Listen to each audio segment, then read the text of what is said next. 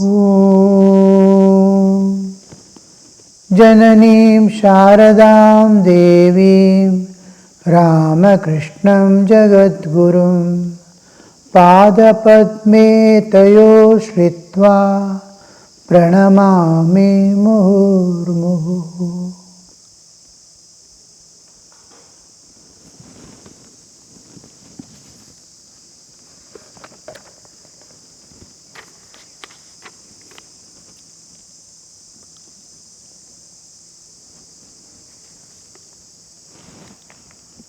Mahimacharan is asking the question, Sir, why does a man become deluded by the worldly objects? We saw this in our last class. I am repeating it.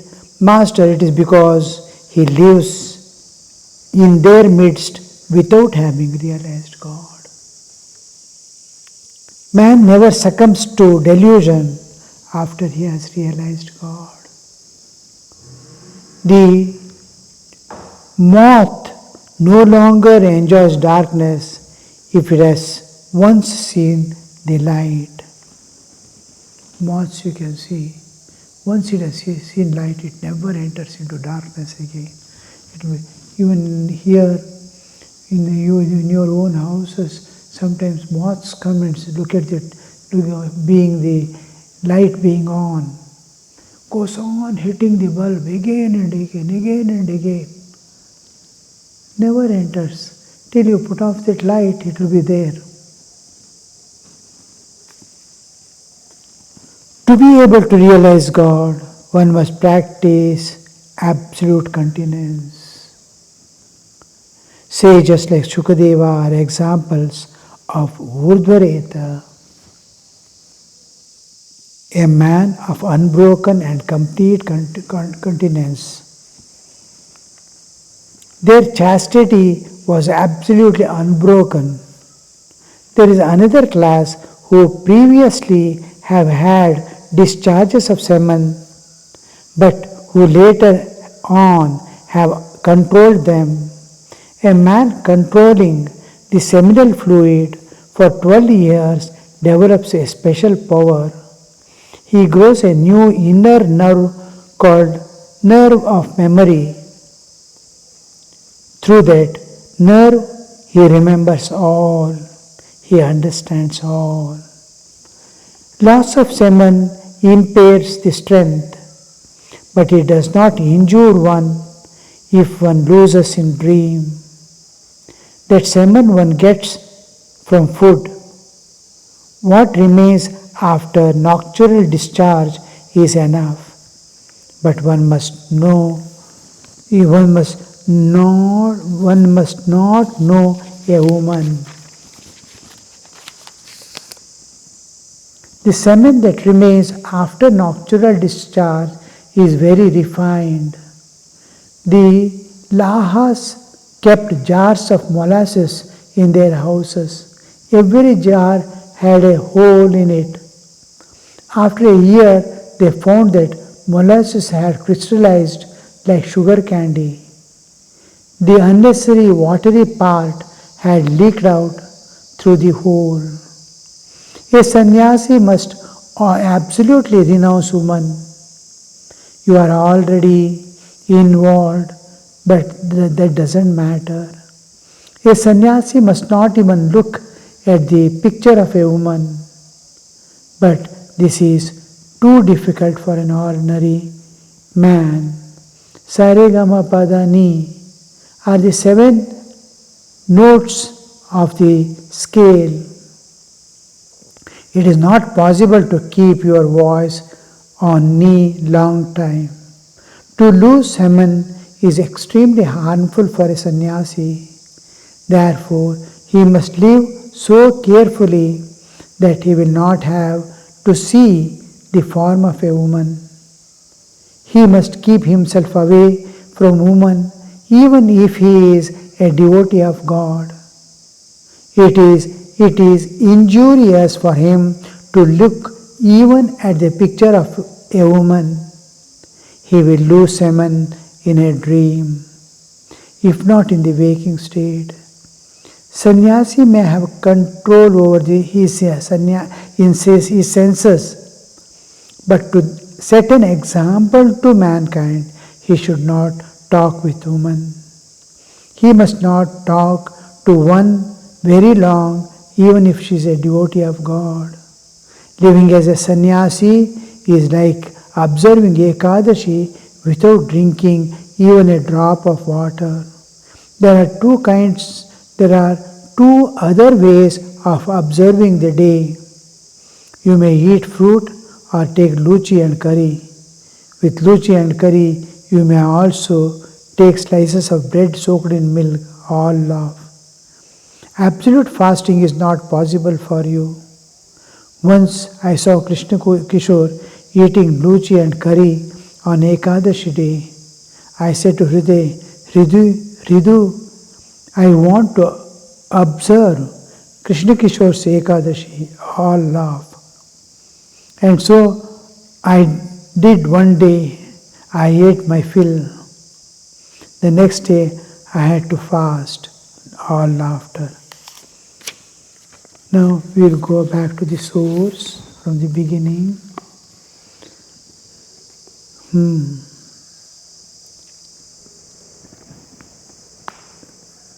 To be able to realize God, one must practice absolute continence. Here it begins. Absolute continence. Sages like Shukadeva are examples of Urdhvares thus. The whole our system, two important laws of nature or principles of nature or factors of nature that govern every life on this earth is self-preservation and preservation of species. Self-preservation, for self-preservation, varieties of food everywhere as if it is thrown freely. A cow comes, freely eats. So many insects, so many birds, so many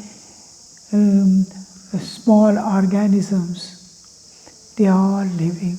Everywhere there is food. And another thing they have to overcome is the problem wherein the opponents, dangers are waiting. Enemies are waiting externally. Now, to protect itself, the cows have been given a horn. The elephants have tusks. Scorpion has got poison in its tail.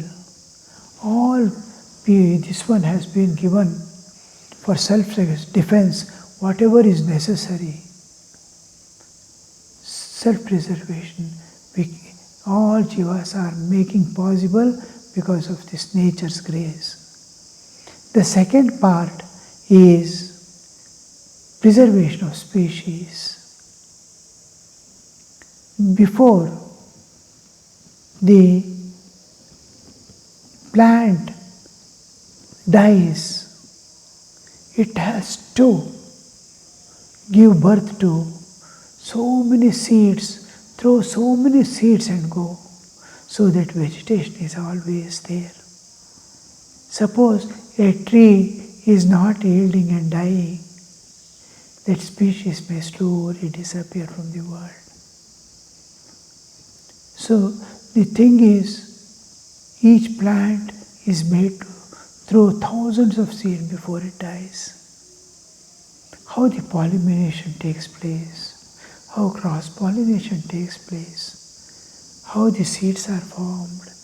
That is the process by which involution is taking place. The whole trees,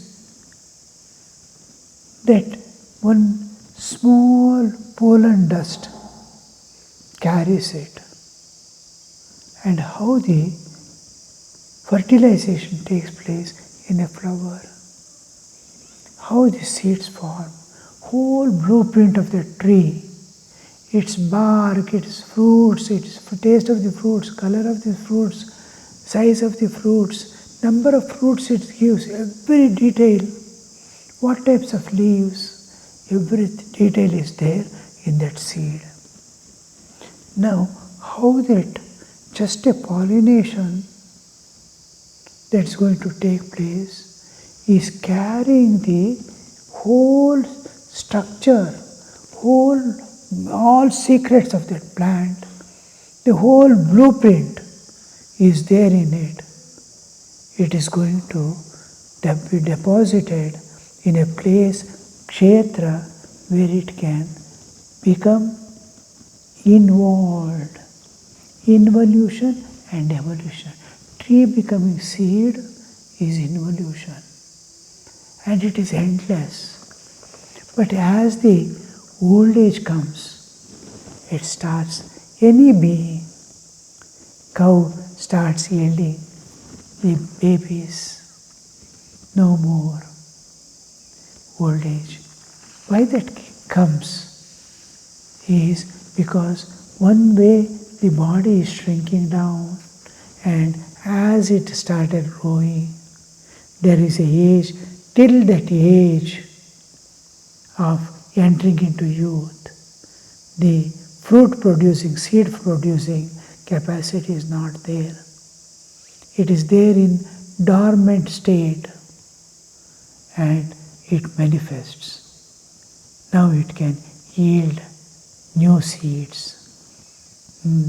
They can have progeny, animals, plants, all species will have their children.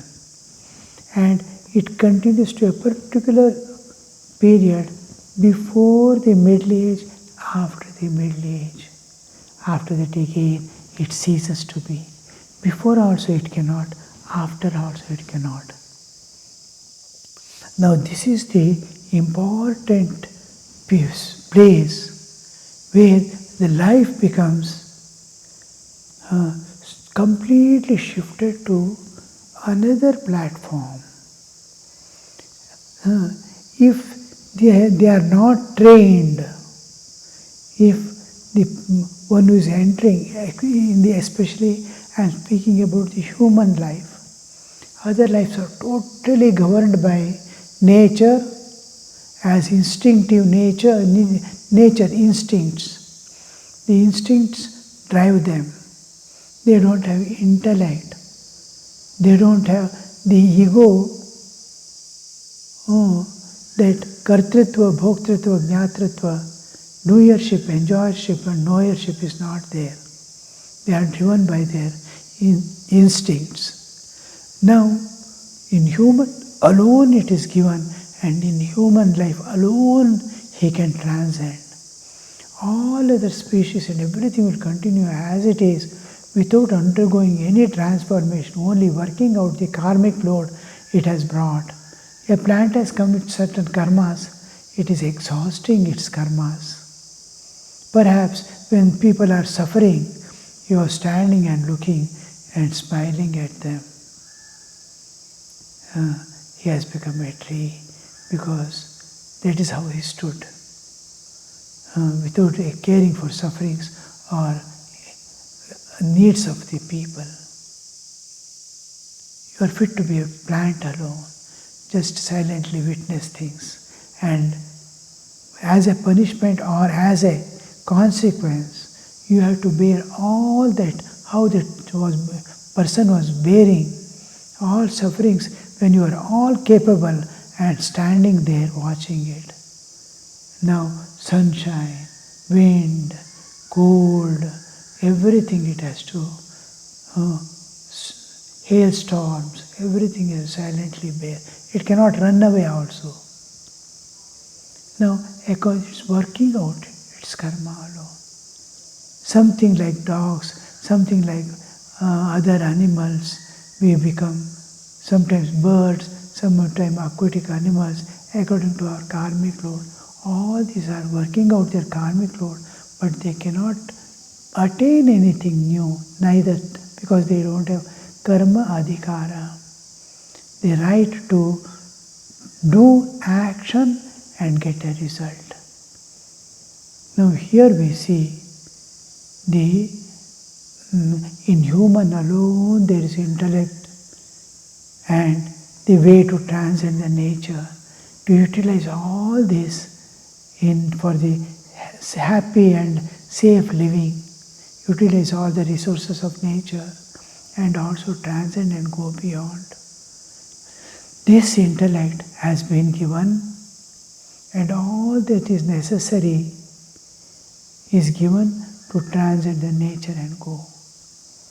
On the other side, they have taken human body, the possessing body, the laws of nature apply to the body. At the same time, it has been endowed with capacity to not to be getting affected by anything, to be independent of the nature's drives and transcend and go. Evolution. Evolution is a process by which the drives of nature and one's own past karmas are controlled, like putting a dam across the river and diverting the water that's going to be wasted into a field where crops are grown. The dam is Yama, and the path by which the canals through which water is being taken to the fields is Niyama. Yama and Niyama. So this is there in man alone. Now, if we do not use this or pay attention to this, then we will be just living just like animals.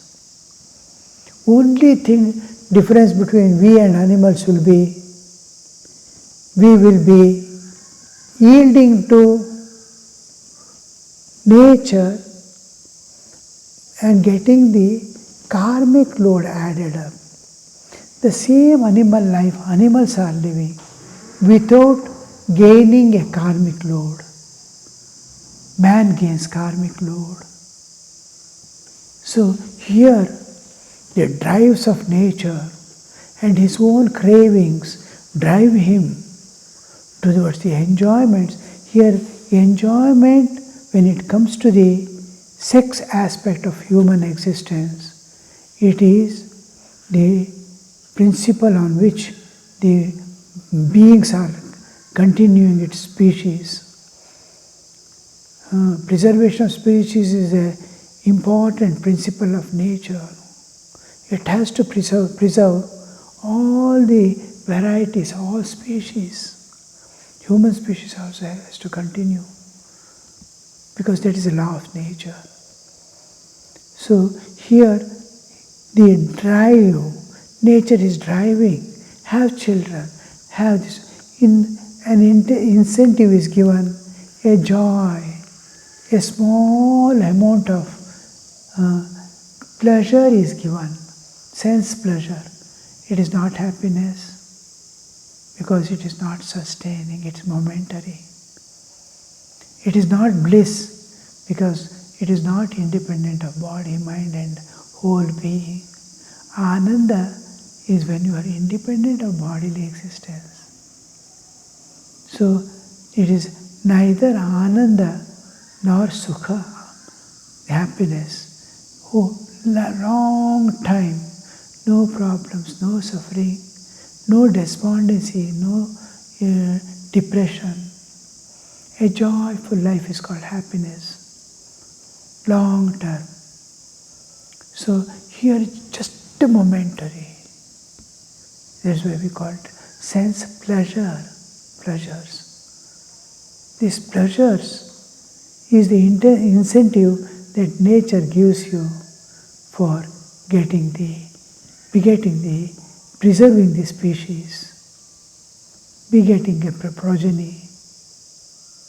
Here, if you can control this, if you want to go upward,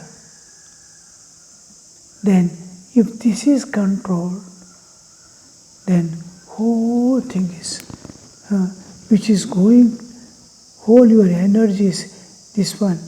You see, in amidst when you are taking some smoking, suppose smoking is there. smoking, drinking, all these are to make the mind insensitive to the world or some kind of mental pleasures you are getting. In smoking, it affects only body. Other drugs like hemp and all that, it affects mind. When you have drinks, alcohol, it affects the consciousness, Chaitanya. Chaitanya is something, you are becoming achetana, you are becoming matter. Expression of consciousness through matter is life. Life is becoming dull. Like 1000 volts lamp is burning as small zero watt bulb, night lamps. That you look at the train having the front lighting. That lighting will be the train when it goes at 120, 140 kilometers per hour. It must be able to see anything because it is, in roads we can put brake. On track you cannot put a brake because it slides. If a huge truck is going at 120, if he puts a brake, it may move maximum 10 or 15 feet. But if the train goes at 120 and he puts a brake, it slides over the wheels get jammed, but it goes on sliding over the rails 1 kilometer. How it slides, you see. So here, to put a dam across, to stop is very difficult. It becomes when its craving is there behind. Then we, to evolve that whole thing, can you turn? Just the thing is, the moment you block the wastage of energy, then the whole thing turns out to be a new energy. It gets transmuted. It should not be suppression. It should not be repression. It is transmutation with knowledge, with love, with great desire for higher life. I am going to block these wastages. Now, consciousness in drinks, why drink is prohibited is because you are going to become less and less conscious. You can't think of the infinite eternal existence. You can't think of God. You can think, where is the next bottle to drink? To that level, again and again, how the consciousness reducing from 1000 watts to in train. So the huge powerful light, once he puts on the light 2 kilometers away, suppose an animal is crossing the track, it can see. Like that, how much of energy? Suppose this energy becomes a small lamp. Can you see anything? It will be like that. 1000 watts bulb is burning as night lamp.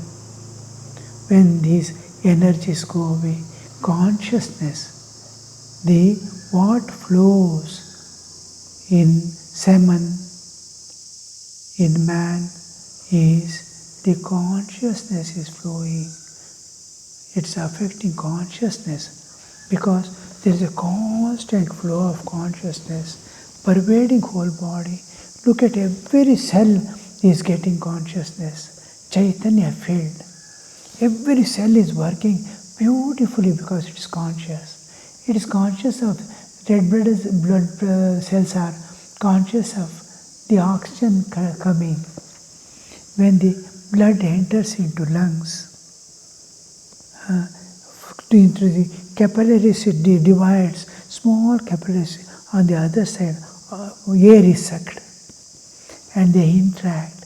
It selects oxygen and throws away the carbon dioxide. How beautiful, you see. And takes it is conscious what to throw out, what to catch and bring. A bacteria enters the body, white blood corpuscles immediately recognize. They are conscious, they are self-conscious and conscious of the environment. Where from does this consciousness come? Not from food. Physical energy you get through food. Mind also works through food. Food energies can get converted. Intellect also works. Senses work through. But all are working because consciousness is there. If I am unconscious, neither mind works with all energy, nor body works, nor senses work, nor intellect. None of these work if I am unconscious. So this consciousness is now draining away in the form of semen. This consciousness, I am more in, why do we do pranayama? Is to put out more and more consciousness, Chaitanya. Every cell in the body becomes more conscious. It's full of vigor and strength. And look at the people who are engaged in physical enjoyments, how weak and dull they are. So this weakness and dullness in youngsters, what you see, is because of lack of continence. The consciousness is driven away, is seeping away. It will not totally go because life has to be there, but it will not have the vigor, strength and at a glance to understand, immediately to act. All this strength won't be there. How can it transcend the nature with little energy that is making him somehow alive and pull on the life? Not that he is going to die. So here we see the whole thing, if it is preserved, and then the preserved, immediately it starts going back upward, lifting you to higher levels of consciousness. This energy saved and made in this energy saved is called ojas. And when the ojas starts opening up the higher doors to the higher experiences, what happens is higher doors open to the higher experiences and you evolve, you expand, and this upward movement of the energy, ojas, is called urdhvaretas. Here the Sri Ramakrishna is using the term urdhvaretas. Om Shanti Shanti Shanti Hari Om Tat Sat Shri Ramakrishna Arpanamastu.